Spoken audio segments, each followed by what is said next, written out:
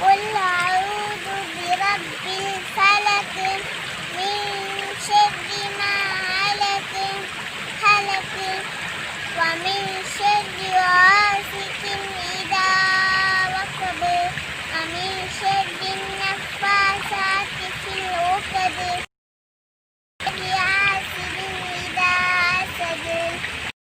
أعوذ بالله من الشيطان الرجيم. بسم الله الرحمن الرحيم. قل أعوذ برب الناس ملك الناس إله الناس من شر الوسواس